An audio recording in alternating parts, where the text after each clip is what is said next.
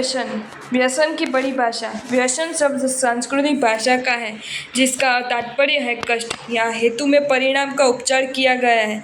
जिन प्रवृत्तियों का परिणाम कष्टकर हो उन प्रवृत्तियों को व्यसन कहा गया है।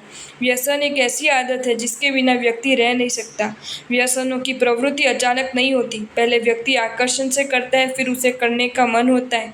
एक ही कार्य को अनेक बार दोहराने पर वह व्यसन बन जाता है। अर्थ, जिन बुरी आदतों के कारण मनुष्य का पतन होता है, सदाचार एवं धर्म से विमुख बनता है, जिनके कारण मनुष्य का विश्वास नष्ट होता है, जो सज्जनों के लिए त्याग करने योग्य है, और जिन दुराचारों से मनुष्य जन बिगाड़ कर नरक आदि दुर्गति का पात्र बनता है, उन कूट एवं को व्यसन कहते हैं। मानव में ज्यों-ज्यों व्यसनों की अभिवृद्धि होती है, त्यों-त्यों उसमें सात्विकता नष्ट होने लगती है। नदी में तेज बाढ़ आने से उसकी तेज धारा से किनारे नष्ट हो जाते हैं, वैसे ही व्यसन जीवन के तटों को काट देते हैं। व्यसनी व्यक्तियों का जीवन नीरस हो जाता है, पारिवारिक जीवन संघर्षमय हो जाता है और सामाजिक जीवन में उसकी प्रतिष्ठा धूमिल हो जाती है। धूतं च मासं च शूरा च वेश्या पापड़दी चोयम परदार सेवा एतानि सप्त व्यसनानि लोके घोरातिघोर नरकम नयन्ति। अर्थात जुआ, मांस, शराब, वेश्यागमन, चोरी, परस्त्रीगमन एवं शिकार खेलना आदि व्यसनों से ग्रसित व्यक्ति नरक का पात्र होता है। प्रत्येक व्यक्ति को इन 7 व्यसनों का त्याग अवश्य करना चाहिए। इससे जीवन निर्मल और पवित्र बनता है, जीवन में सर्वांगीण विकास की संभावना बनती है तथा व्यक्ति अनेक खतरों से बच जाता है। पहला, जुआ। शर्त लगाकर जो खेल खेला जाता है उसे जुआ कहते हैं। बिना परिश्रम के विराट संपत्ति प्राप्त करने की तीव्र इच्छा ने जुआ को जन्म दिया। जुआ एक ऐसा आकर्षण है जो भूत की तरह मानव के सत्व को चूस लेता है। जिसको ये लत लग जाती है वह मृग मरीचिका की तरह धन प्राप्ति की अभिलाषा से अधिक बाजी पर लगाता चला जाता है, और जब धन नष्ट हो जाता है तो वह चिंता के सागर में डुबकियां लगाने लगता है। एक आचार्य ने ठीक ही कहा है, जहाँ पर आग की ज्वालाएं धधक रही हो वहाँ पर पेड़ पौधे सुरक्षित नहीं रह सकते। वैसे ही जिसके अंतर्मानस में जुए की प्रवृत्ति पनप रही हो उसके पास लक्ष्मी रह नहीं सकती। एक पाश्चात्य चिंतक ने भी लिखा है, जुआ लोभ का बच्चा है पर फिजूल खर्ची का माता पिता है। अतीत काल में जुआ चौपड़, पासा या शतरंज के रूप में खेला जाता था।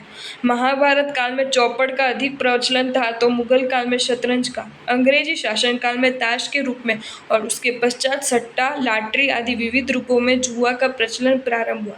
रेस आदि का व्यसन भी जुआ ही है। इन सबके दुष्परिणामों से आप परिचित ही हैं। अतः श्रम के बिना जो धन प्राप्त होता है वह बरसाती नदी की तरह आता है और वह नदी के मूल पानी को भी ले जाता है। दूसरा, मांसाहार।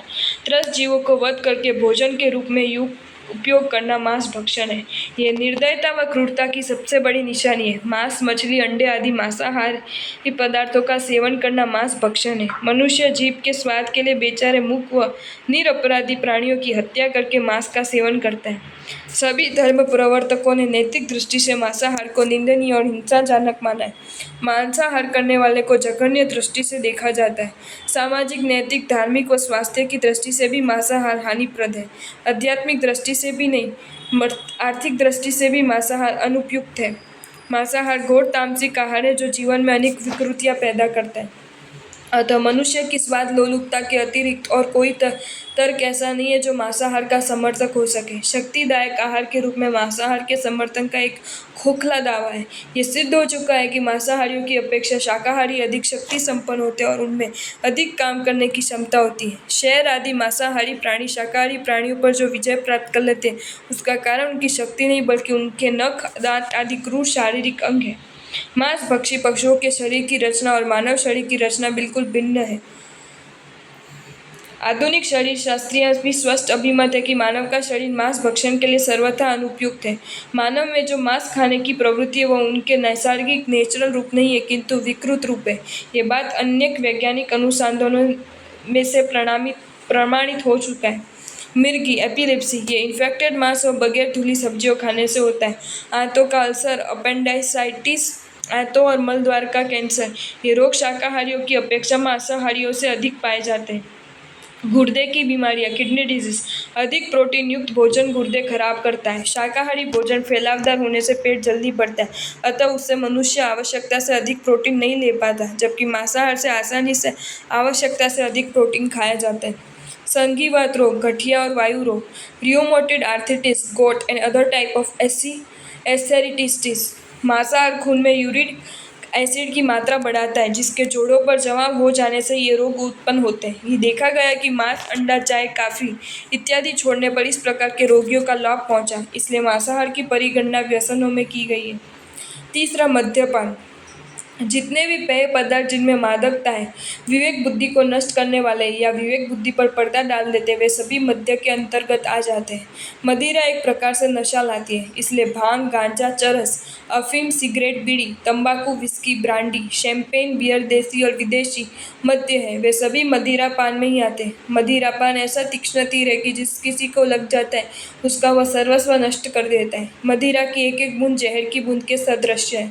मानव प्रारंभ में चिंता को कम करने के लिए मदिरा पान करता है, पर धीरे धीरे वह स्वयं ही समाप्त हो जाता है।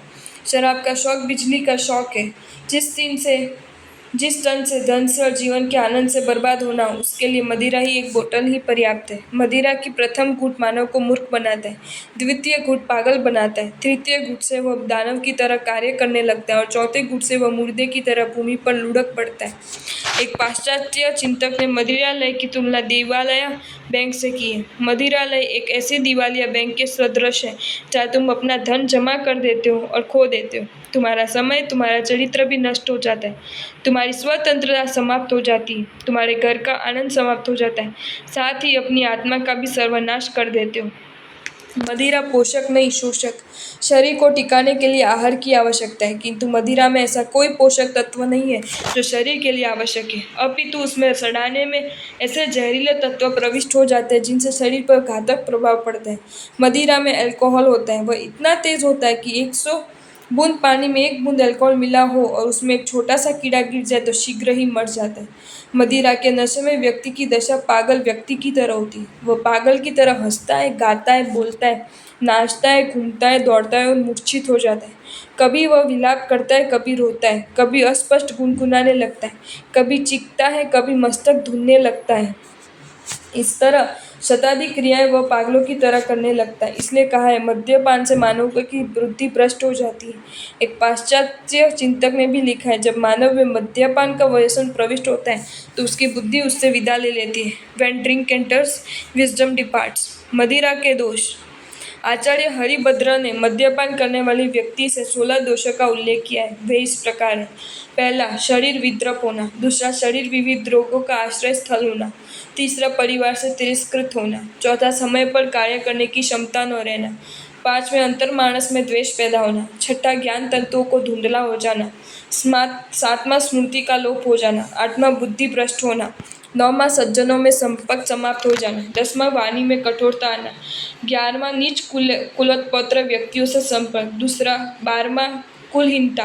13वां, शक्ति ह्रास। 14वां, धर्म। 15वां, अर्थ। 16वां, काम, तीनों का नाश होना। जिन घरों में मदिरा ने प्रवेश कर दिया, वे घर कभी भी आबाद नहीं हो सकते, वे तो बर्बाद ही होंगे। मदिरा मानवता की जड़ों को जर्जरित कर देती है। मदिरा पीने वाले के पास बिना निमंत्रण के भी हजारों दुर्गुण स्वतः ही चले जाते। कलिकाल सर्वज्ञ आचार्य हेमचंद्र ने लिखा है, आग की नन्ही सी चिंगारी विराट काय घास के ढेर को नष्ट कर देती है, वैसे ही मदिरा पान से विवेक, संयम, ज्ञान, सत्य, क्षमा आदि सभी सद्गुण नष्ट हो जाते हैं। चौथा, वेश्यागमन। मदिरापान की तरह वेश्यागमन को भी विश्व के चिंतकों ने सर्वथा अनुचित माना है, क्योंकि वेश्यागमन ऐसा व्यसन है जो जीवन को कुपथ की ओर अग्रसर करता है। वह उस जहरीले सांप की तरह है जो चमकीला, लुभावना और आकर्षक है, किंतु बहुत ही खतरनाक है। वैसे ही वेश्या अपने श्रृंगार से, हाव भाव और कटाक्ष से जनता को आकर्षित करती है। जिस प्रकार मछली को पकड़ने वाले कांटे से जरा सा मधुर आटा लगा रहता है, जिससे मछलियां उसमें फंस जाती हैं। चिड़ियों को फंसाने के लिए बोहलिया जाल के आसपास अनाज के दाने बिखेर देता है। दानों के लोभ से पक्षीगण आते हैं और जाल में फंस जाते हैं। वैसे ही वेश्या मोह जाल में फंसाने के लिए अपने अंगोपांग का प्रदर्शन करती है, कपट अभिनय करती है, जिससे वेश्यागामी समझता है कि ये मेरे पर न्यौछावर हो रही है, और वह अपना यौवन बल, स्वास्थ्य, धन सभी उस नकली सौंदर्य की अग्नि ज्वाला में होम कर देता है। प्राचीन भारतीय साहित्य में नारी की गौरव गरिमा का चित्रण करते हुए कहा गया है, वह समुद्र के समान गंभीर है, पानी के समान मिलनसार है, गाय के समान वात्सल्य की मूर्ति है। वह महान, उदार, स्नेह, सद्भावना और सेवा की साक्षात प्रतिमा है। वह सरस्वती, लक्ष्मी और दुर्गा तीनों के सद्गुणों से समलंकृत है। लज्जा नाड़ी का आभूषण है, शील सौंदर्य है, पर वेश्या में नाड़ी होने पर भी इन सभी सद्गुणों का अभाव है। वेश्या इस सौंदर्य और आभूषण से रहित होने के कारण कुरूप है। वेश्याओं से स्नेह की इच्छा करना बालू से तेल निकालने के समान है।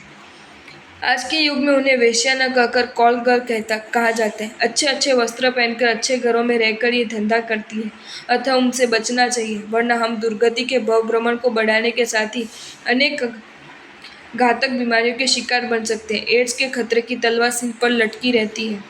पांचवा, चोरी। चोरी का वास्तविक अर्थ है जिस वस्तु पर अधिकार न हो उसकी मालिक की अनुमति के बिना उस पर अधिकार कर लेना, उसे अपने काम में लेना, उससे लाभ उठाना।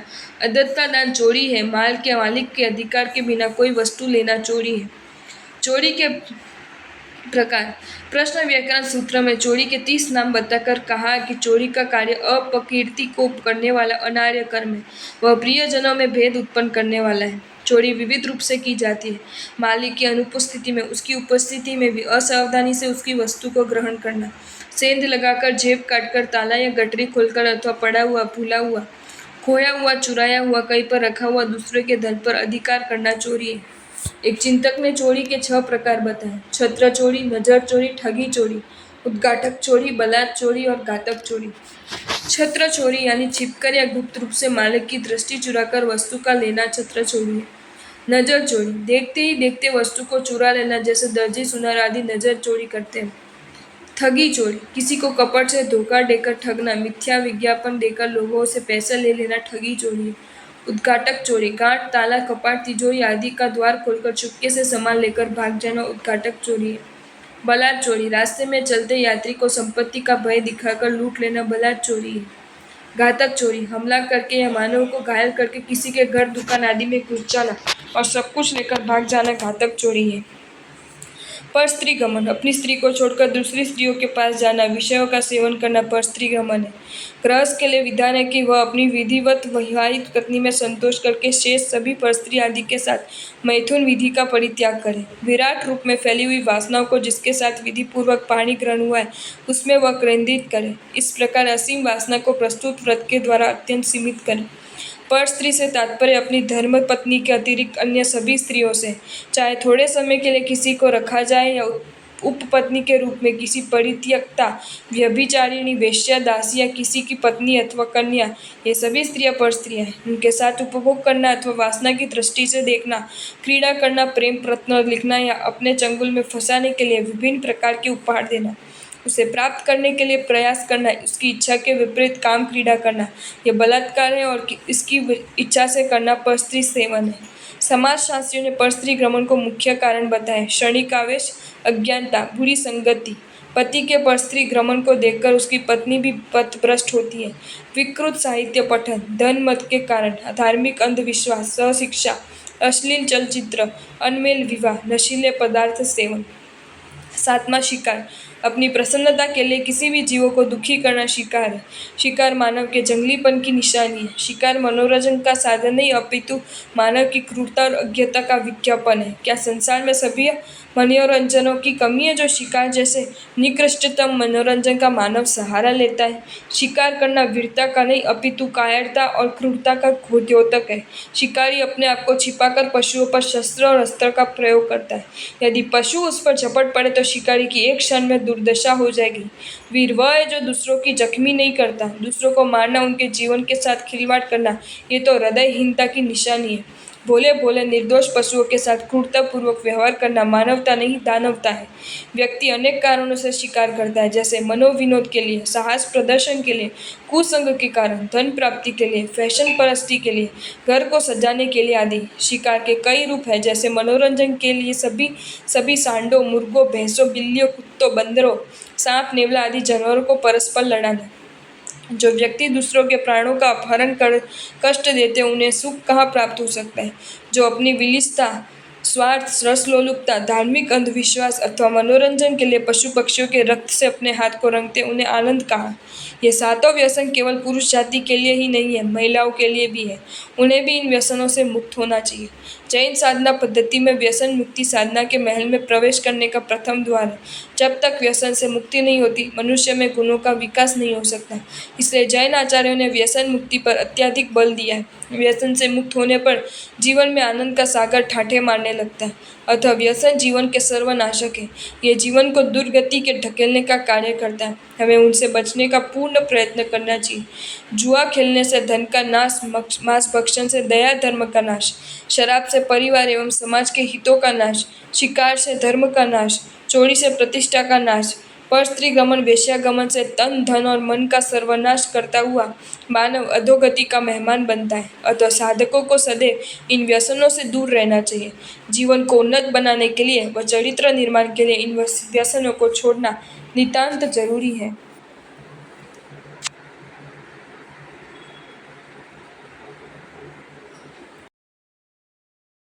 आपको ये वीडियो अच्छा लगा हो तो इसे लाइक करें और शेयर करें, और ऐसे ही नए नए वीडियोज़ देखने के लिए सब्सक्राइब करें हमारी channel Jain facts and stories को।